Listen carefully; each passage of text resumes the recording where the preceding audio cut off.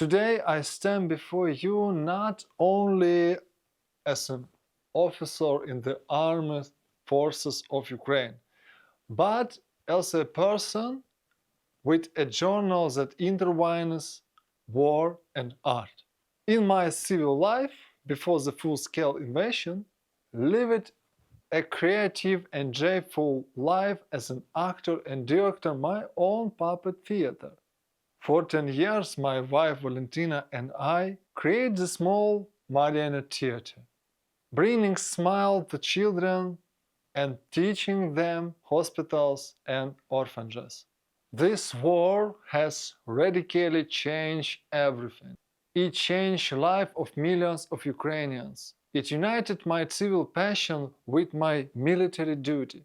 I used the power of art to heal the hairs and sounds of my brother in arms. In just 6 months, I have more than 1,000 events. Sometimes a puppet can save a life. Once I did a show about an angel who inspired a human keep going despite all the troubles. I see one soldier watching play closely. After the show, he called me and showed a grenade and said, "Take it away. Now I don't need it. Today I wanted to blow myself up with this grenade, but now I will not. Thank you and your puppets." For 3 years, Ukrainian soldiers have been fighting for freedom as their psychological moral remain crucial. My unit, Culture Forces, work with soldiers through culture and art. I have a privilege of running art therapy program and puppeteer performance in combat, training, and rehabilitation zones. Today I would like to share with you not only my journal as a support and culture cherished, but also a story about the resilience, kindness, and unbreakable spirit of Ukrainians. Who are we? What was before us? Why should we preserve this? I asked myself these questions countless times when my world was breaking. And I found the answers in the eyes of children. They were peacefully talking to the dolls, comforting them. These children, who knew little of tragedy, a source of the love for the dolls' pets. Once I discovered this instinct, my next question was, how can I help? My country and my culture have been through a lot. Repression, persecution, and destructions have affected every Ukrainian family over the past century. Who keeps all the childhood's secrets and dreams? What's your version? A puppet. It's the first figure that accepts a child just as they are and bring people together. A puppet is an amazing diplomat. Deep down, we'll keep a part of inner child even as adults. This is a part I connect with and protect through my performance. I have a rule of 2 concepts: create and empathies.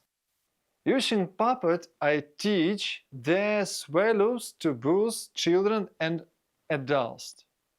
To create is to be able to build the world and relationships around you.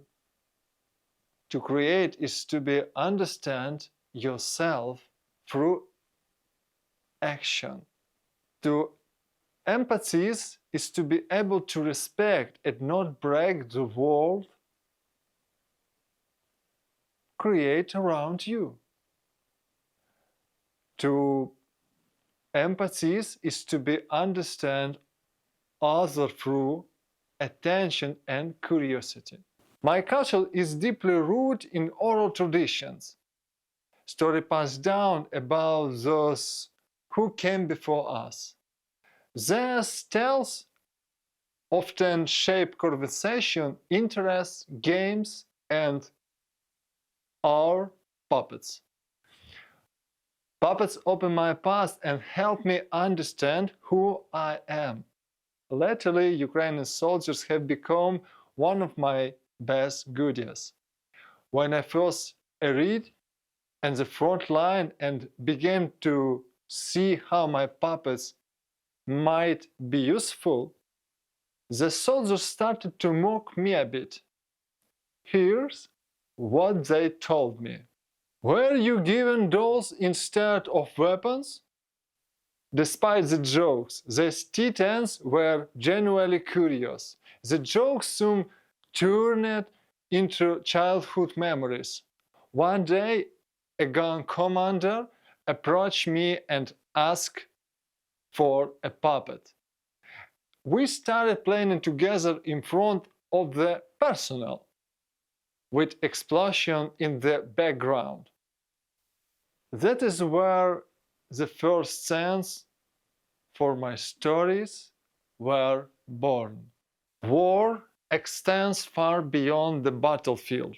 You may not have heard much about prominent Ukrainian artists, writers, or scientists, because they, like me, had to take up arms to protect our culture from colonial influence and cultural genocide.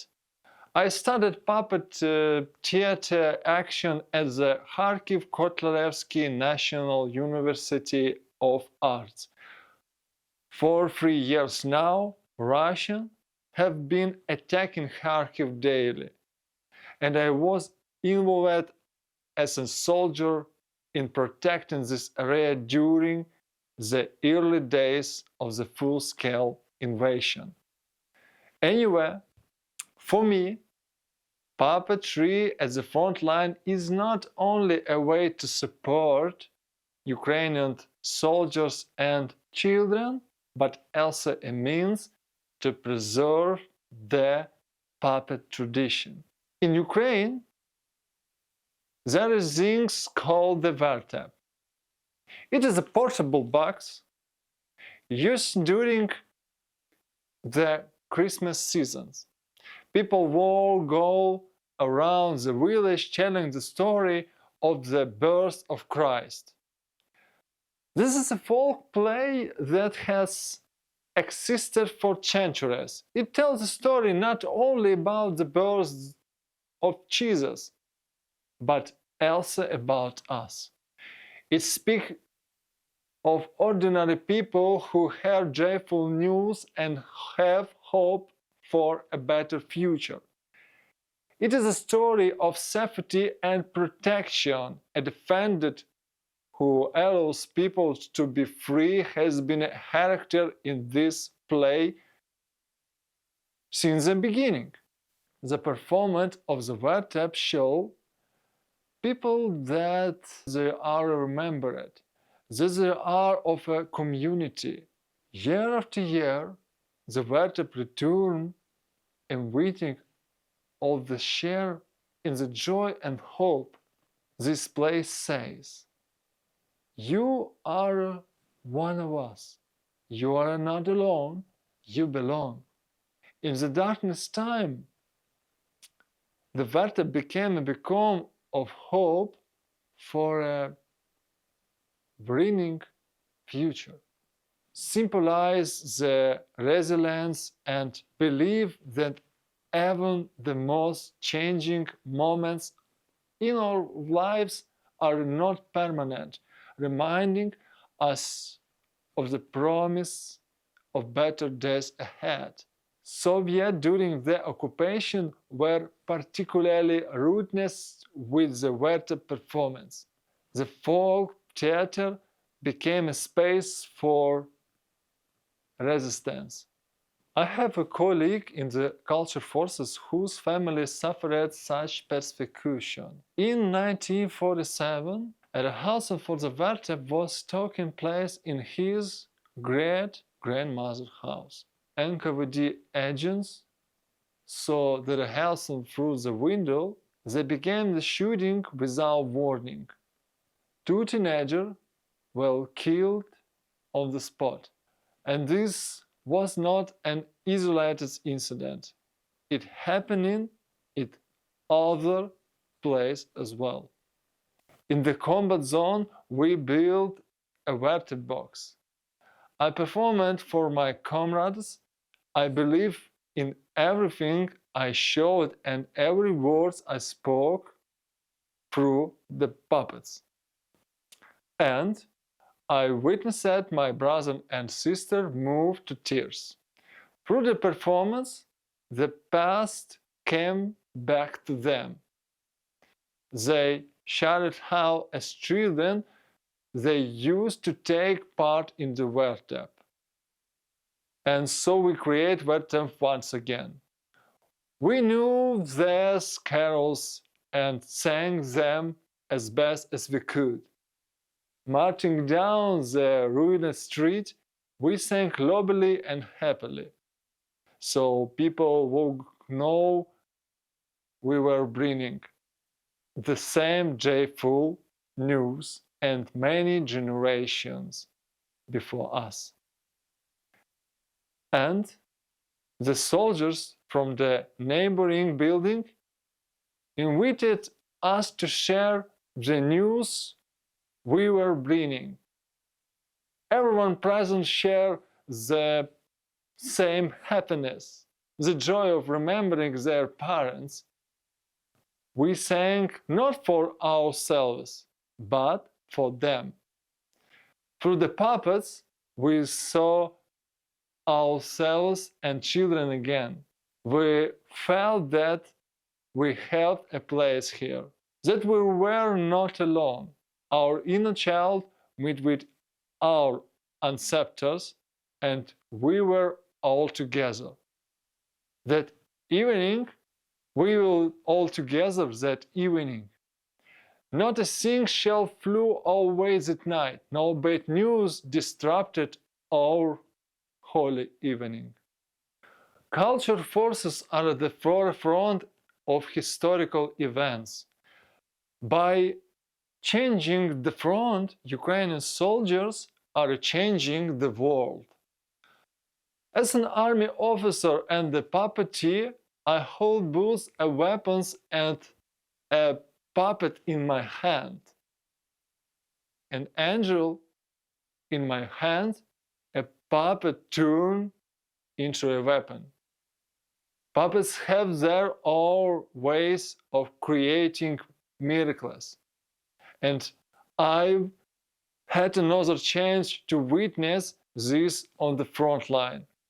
I performed in the house where soldiers have recently returned for the battlefield. I was telling the story about the angel, and afterwards, one of the soldiers came up to me, pointing to the puppet, and said, "I saw him during the fight. He looked the same. He saved me." In the house of war, it's easy to lose things of yourself, to forget the person you once were, to forget the world you left behind because you chose to defend it. It may seem like the world is gone. Should be a Daniel of such pessimists. And my puppets in particular tells a story about the future worth fighting for a return to, about a safe, a secure world where there is a place for each of us for our values. Thank you for your attention.